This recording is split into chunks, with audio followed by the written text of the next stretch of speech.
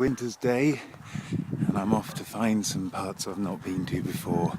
I've seen this kind of long lost valley. Well, it's long, I don't know if it's particularly lost. So today is Saturday, and it is the 6th day of Stoic Week 2013. And the idea of Stoicism, it's in many ways it's quite a complex philosophical system which has got its own logic, morality, psychology. It can really be summed up in a few simple principles. One is, and this is what's called the sovereign principle, there are some things that are under our control and some things that are not under our control. Or you could say there are some things you own, there's some things you don't own, there are some things you can change, there are some things you can't change. There are some things in our power, there are some things not in our power. So these things are, for example, you cannot control the weather, you cannot control other people's opinions, you cannot control how deep this mud is, you cannot control your body really, you can't control anything apart from the things you can control. And what are the things you control? They are things such as your thoughts, your intentions, your desires, your wishes, your angers, your emotions, and your opinion. So that's the first principle.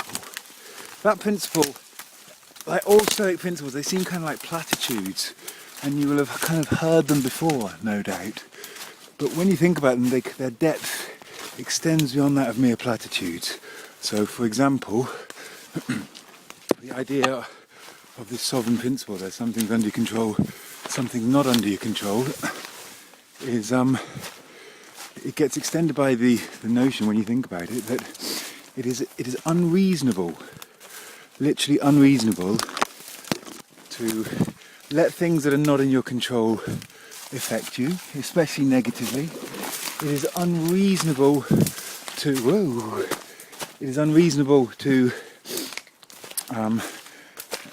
try and change things that you cannot change, and so on.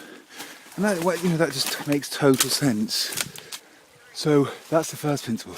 The second principle, which Marcus Aurelius succinctly puts, is the quality of your life depends on the quality of your thoughts.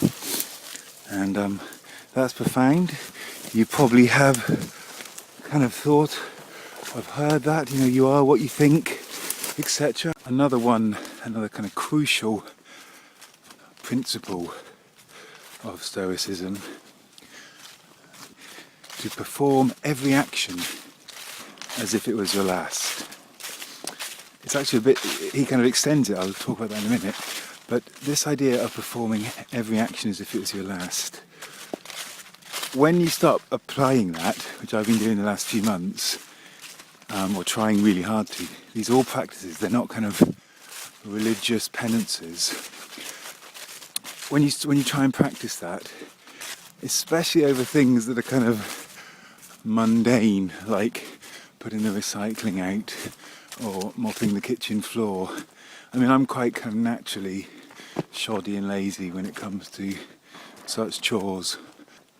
When you apply this principle to it, it gets really something happens, something changes. I can't quite explain it.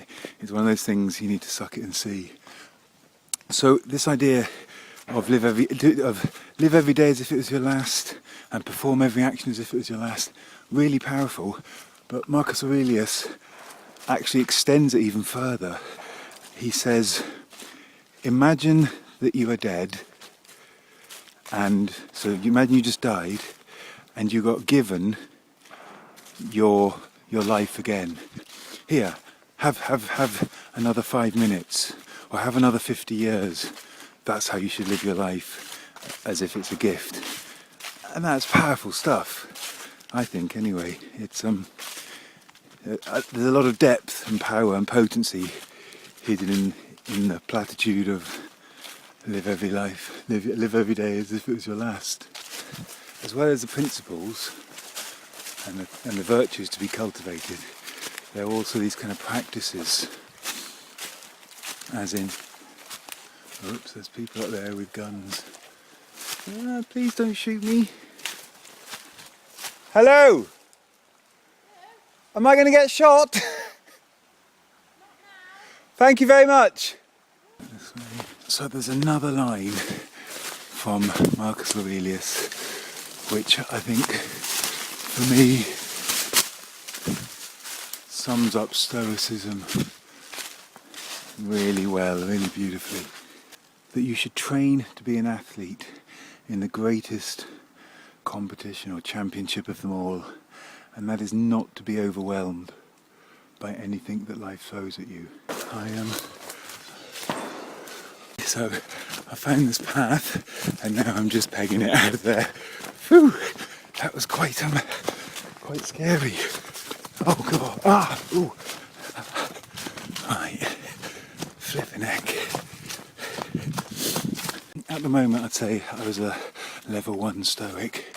If I was a level 4 Stoic, then while the birds were falling and the dogs were barking and the guns were firing, I would have calmly just carried on with my rambling. But you know, I am only level 1. Epictetus, who's a level 20 arch Stoic, he was a Roman slave, or I think he was a Greek slave who lived in Rome, and apparently his master broke his legs. I don't know if it's for a bet or they were playing Jenga and he lost or something, but you know, he was so stoic, he was cool with that. I don't think I would be, but I think I'm out of the danger zone. This idea of hardship, there's 2 aspects to it, to Stoicism. There's one which is voluntary hardship, which is things like cold showers, which I've been doing since the summer, but they're getting much harder as winter comes. I now get like ice cream brain freeze headache.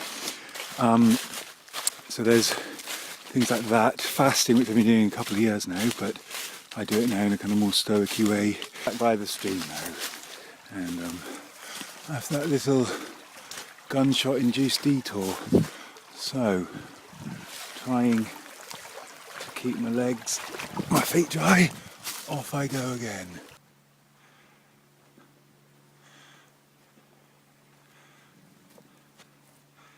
Hello. Oh, you are beauty. You are beauty. Yes, you are. And you too. Hello. Hello.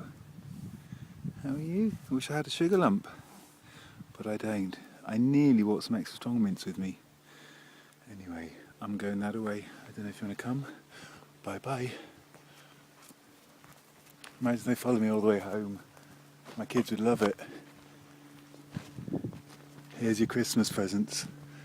Okay, this is a little bit of an issue in that I've got to cross the river, but it's really thickety there.